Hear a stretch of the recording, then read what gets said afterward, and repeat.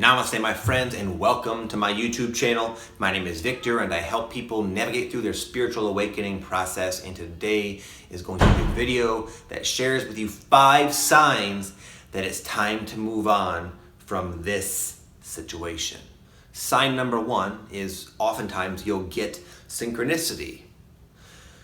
Synchronous patterns, numbers, symbols in your daily life that you will have a sense is related with you receiving the message of it's time to move on. Oftentimes a synchronicity is something somewhat mildly undesirable. For me, I see flies. Whenever I'm in a situation and sometimes there can be quite a bit of foresight, so it's not always urgent, but whenever I'm in a situation that is, it's not gonna last, essentially, I'll see flies. Of course, we all see flies, but the flies, I'll see many of them, and they'll just stick out to me. A lot of people kind of talk smack about the notion of synchronicity, which I can totally understand, but those who experience like you guys, you know that it's not about the symbol. It's about how it just sticks out from the crowd, essentially. So I'll see flies, but I'll know that this fly essentially is carrying a message, and I'll think, oh goodness, again, time to move on again, I just got here, So, but you might see something else. Maybe it's not flies, maybe it's like cigarette butts or something that is like unpleasant slightly to you.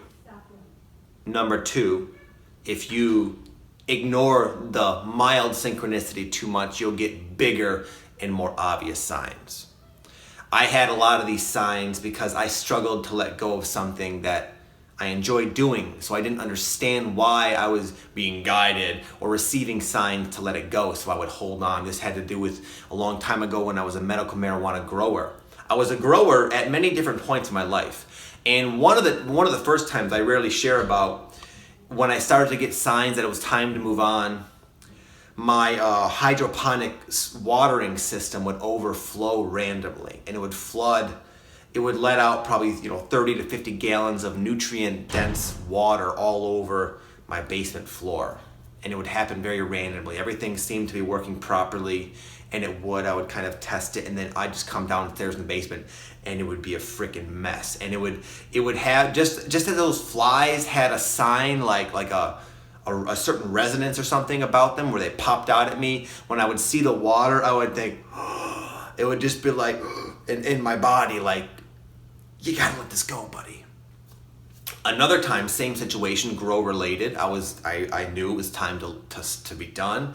I came into my nice little grow room one day, and one of the big glass hoods that kind of housed the high pressure, the high-powered light bulb, the glass hood, probably 3 feet by 2 feet or something like that, nice glass, shattered randomly all over my plants. There was glass everywhere. And again, things happen in life.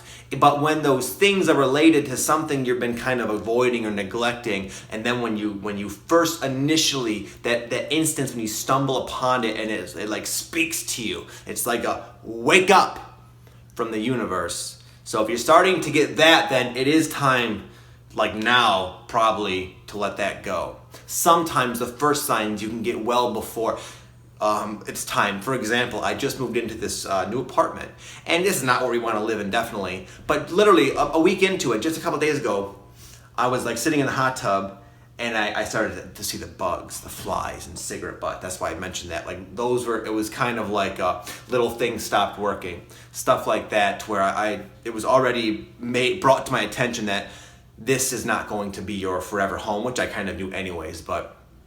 So anyways, I digress. Let's keep going here. Number 3 is you'll experience sometimes, a lot of times, especially me, a breaking down, a malfunctioning of the old that you are being asked to move on from and let go of.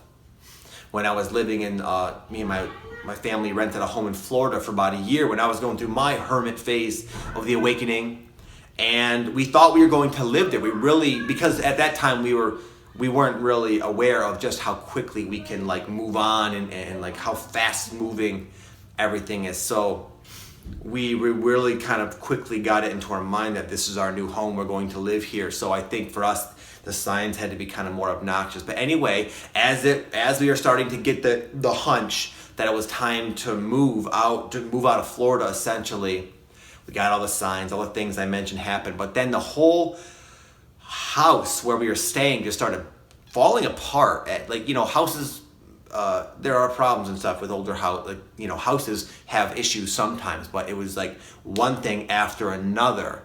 And it was obnoxious. All the light bulb, the electricity through the house randomly started malfunctioning, where lights would work at certain times and then they wouldn't work at other times, and the dishwasher kept breaking, and the owners, it took forever to fix it, and little things like that. There was one point where the back of our porch, it was like a Florida room, I don't know what they call them, but it was like all screened in because of all the bugs in the summer, and a squirrel like chewed a hole in it, and within like 3 days the whole inside of our backyard area was just disgusting with bugs and webs and animals. And it was like very quickly this place that we came to that was so like just knocked our socks off. We were so happy, and it was so appropriate and so synchronistic for us to live there. Just as quickly as that experience was in our present moment, everything started to kind of turn on us, essentially, and push us out. So sometimes when it's time to move on, where you're still lingering around will start to break down in a pretty obvious way. Number 4, this is kind of obvious, but sometimes it can help to be reminded. Sign 4, you know it's time to move on. You know it. You just don't want to admit that to yourself because it's scary. You might not know where you're going to be moving on to. Or you do know where you are likely going to move on to, and that poses some sort of uncertainty in other ways that's unsettling to you. But you know it's time. Even without this video, without the signs, you know it's time to move on. Lastly, sometimes this happens after a few of these signs, not always, but you'll have a genuine enthusiasm and excitement for something else that conflicts with the present circumstance that is now exhibiting all of these signs.